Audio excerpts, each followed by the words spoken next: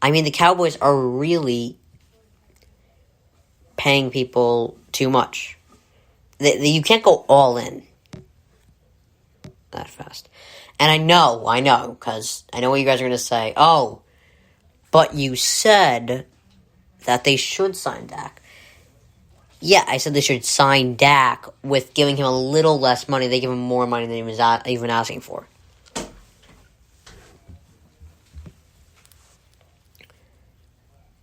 Okay, so the Spurs and LaMarcus Aldridge are supposed to part ways. And, alright, so they're going to look for trading. And LaMarcus Aldridge, he's had a great career there. He was the second option to Kawhi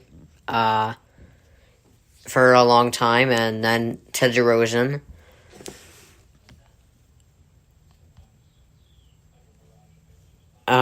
But, he's been regressing for the last couple of years, a lot of injuries. He hasn't been as dominant as he used to be. He had a pretty good year last year, but he's clearly regressing. He used to average around 20 and 10. Now he's averaging 13 and 3. So, good move by the Spurs. He's 35. He's getting in their age. He's had a pretty good career. He doesn't need to retire yet. I mean, can go anywhere else. A lot of teams can use him.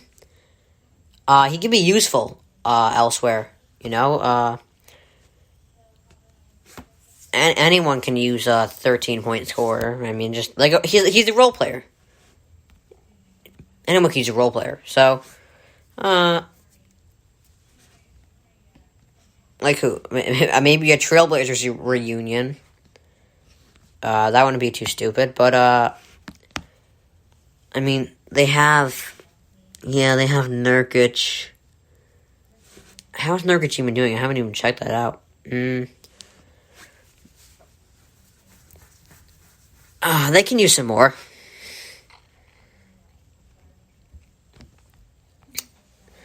Can use a little more scoring, so maybe the Trailblazers reunion. I don't know. Alright, let's get some music going. Alright, so Emmanuel Sanders has been released, and any team can use Emmanuel Sanders. He catches on quick. He adjusts to different systems very quickly. With the Saints, he was very productive with the Saints. So, he's still productive, and he catches on quick. He's very, he adjusts very quickly, So, I'm telling you, the Packers should really go for him. Any other team with a receiver, any other team that needs a receiver, he had over 700 yards last year, and he had 5 touchdowns. So he's productive, and any team can use him.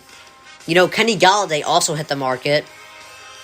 So there are some good wideouts out here for teams, and they should really go for it. So the Ravens GM said the Lamar Jackson deal will get done, but it will take time. Now, you do have to sign your franchise quarterback, but you have to make sure that he's really your franchise quarterback.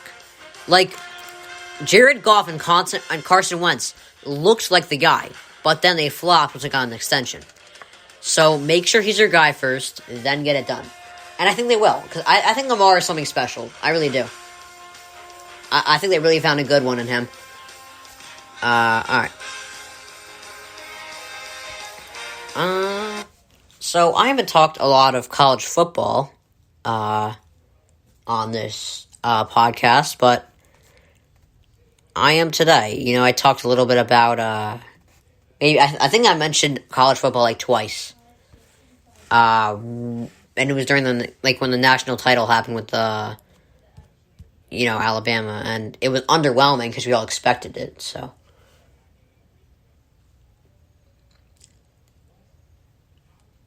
Alright.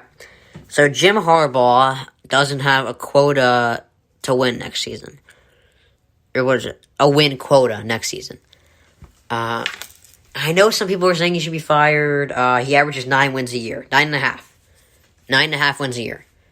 That's not a fire coach record. They have a tough schedule next year, and they're going to need a good head coach for them to have a chance against them. So don't fire him. I mean, I don't even have any criticisms of him. Like, let's look at Michigan. Since John Harbaugh was hired. Let's see. Here. When was John Harbaugh even hired? Or Jim Harbaugh, sorry. Alright. He was hired in 2015. Okay, so let's see what they did in 2015 and on. 2015. In 2015, 10-3. 2016. 10-3. 2017. 8-5. 2018, 10-3. 2019, 9-4.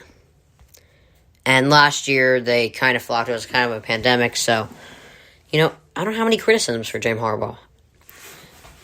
The one criticism I have is, for the life of me, I can't figure out why he can't figure out the quarterback position. I mean, I don't think they're not a bad team. Or he's not a bad coach. And he also took over pretty much a dumpster fire. Yeah, see, last year they were 2-4, but,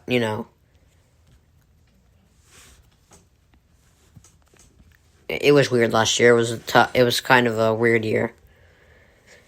And they were 5-7 before him. So what would their backup plan even be? Like, what's your backup plan if you don't have Jim Harbaugh? So I want to get rid of him. I keep him here. So Kenny Golladay has hit the market. He'd be great with the Giants, I think. I think that's an interesting place for him. Because that's him and Barkley, and it puts heat on Daniel Jones, because he has to start moving it around a bit. But if they sign Golladay and draft either Patrick Surtain or Vera Tucker, that would go a long way for them. Alright, this pocket's going quick. I don't know how much more I have left, but it's definitely one of my shorter ones. That's fine. I'm not going to lose any sleep over it. Yeah. Alright, so the music is going to start in about a second. Alright. And here we go. Alright, so Paul Pierce, Chris Bosh, and Chris Webber headline the Hall of Fame inductees. Chris Bosh is a Hall of Famer. I actually went to the Basketball Hall of Fame 2 years ago. It was nice. It was actually really fun to see. I also went to the Baseball Hall of Fame about 3 years ago, I'd say. I'd say the Baseball Hall of Fame was probably more interesting, and the Basketball Hall of Fame was more fun. There's a lot there for the Basketball Hall of Fame. I had a good time there. It was nice. And the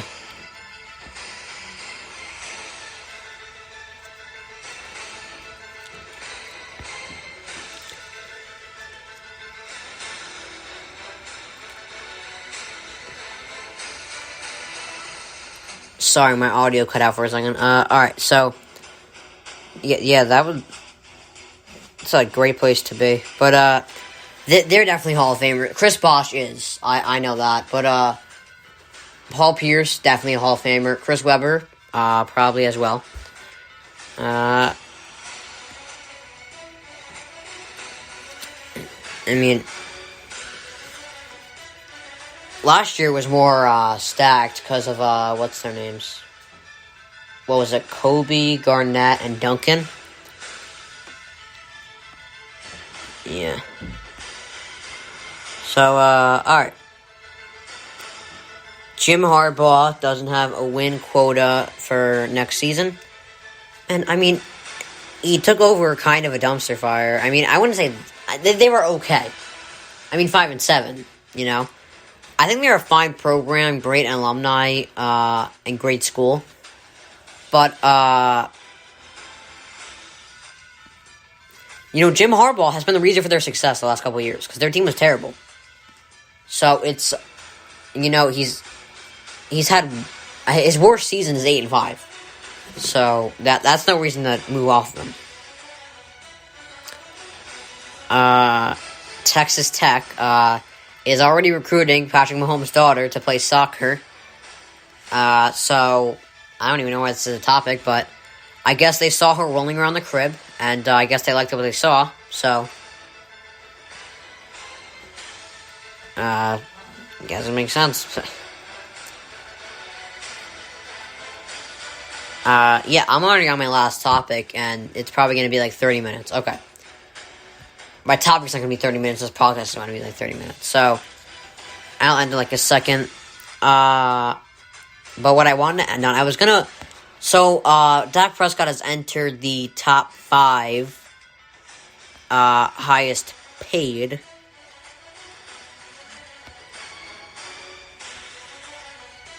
So I was going to rank the 10 highest paid quarterbacks from 10 to 1.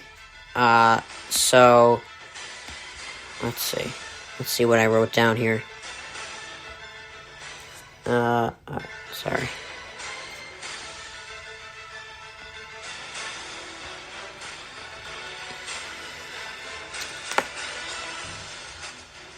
Alright.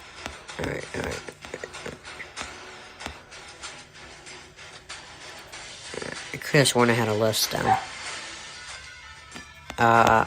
Sorry.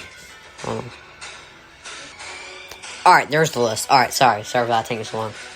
So number 10 is Jared Goff. He just looks, like I said, it's a confidence thing. I guarantee you, because he used to be so good, and then Sean McVay was down on him, and now his confidence is a little shot. Doesn't help that he just got traded.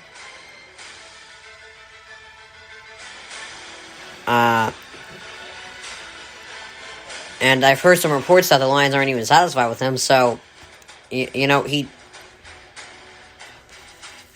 And, I mean, he's never wowed me. I mean, he went 11-4 his first year in the league, and then... 13-3 the next year, and then 9-7, 9-6, you know? It's just not been... He just hasn't had good years. You know, 20 touchdowns, and then, like, 13 picks. That's not a good... That's a subpar year. And then, like, an 80... He's had an okay year. He hasn't had a good year since 2018. And I think part of it is actually because of Matt LaFleur not being the offensive coordinator there anymore. I think that played a role. I'm dead serious. I know it sounds a little stupid and a little biased from a Packers fan, but I think that played a role in his kind of falling apart. Number 9 is Carson Wentz. He can still revive his career with Frank Reich now. As of now, he's not better than any of these guys, though. The next 8 guys on this list, he's not better than any of them. You know, I don't think it's a confidence thing for him either. I mean, I think he just had an off year this year. You know, because... I mean, what was it? Was it 2017? 2017 was his phenomenal year. Then he got injured the next year, after going 5-6, though. So it wasn't that impressive.